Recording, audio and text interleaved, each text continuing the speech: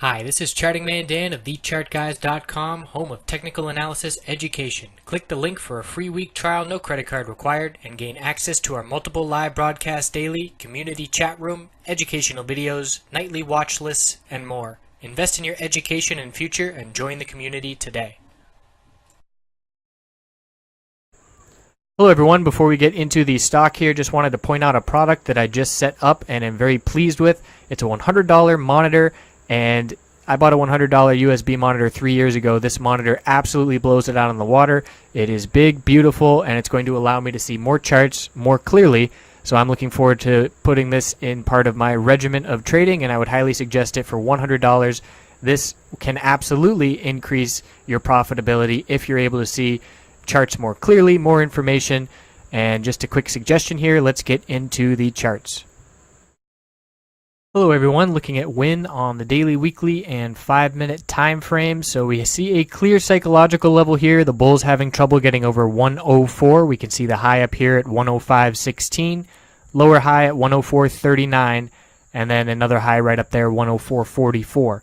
So tough resistance. We have pulled back here, and we can see we are maintaining higher lows every time we do pull back from that level. So the range is tightening. The last consolidation low was 94.35. Today or Friday we dipped down to 95.94. Bulls bought that dip. It's not quite a bullish reversal hammer. The real body of the candlestick needs to be 1/3 the size, meaning the wick needs to be twice the size of the real body. So I'm not really picky on exact definitions, but this does show that bulls did buy the dip and bounce off that 50-day moving average support, and we can see last consolidation. Look how many times we bounced off this 50-day without closing below it, 5 days in a row.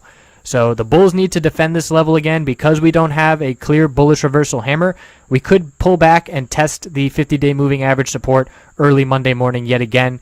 And again, looking at the history, 5 times in a row we bounced off that level before heading higher.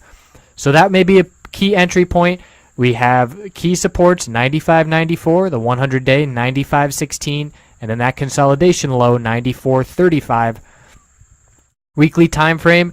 Look at that upper wicks, the past 3 of the past 4 weeks, which definitely shows profit taking, and the 100-week moving average resistance is now there as well at 104.36.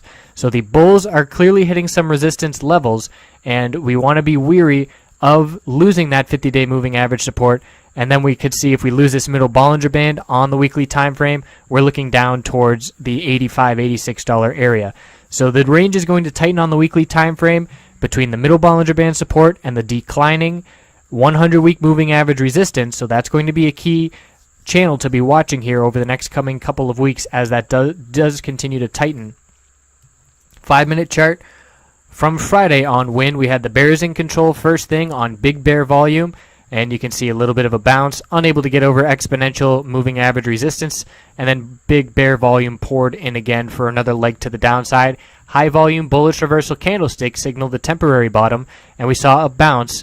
And this upper wick here and then pullback was the red flag because it was a lower high compared to the last bounce attempt. We topped out at 97.77, and then we topped out at 97.71. So yet another lower high, trading tighter and tighter, pulling back, and then bearish volume after tight volume, leading to further downside, a new low of the day. And then we can see bullish volume, short covering did occur at the end of the day.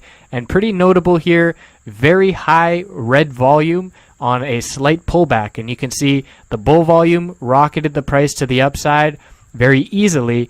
And the bulls held on pretty tough here at the end of the day, as we did have a pullback again on high volume. But that pullback was pretty short term and insignificant. You would look at that volume alone and expect a big time dump, and that was not the case.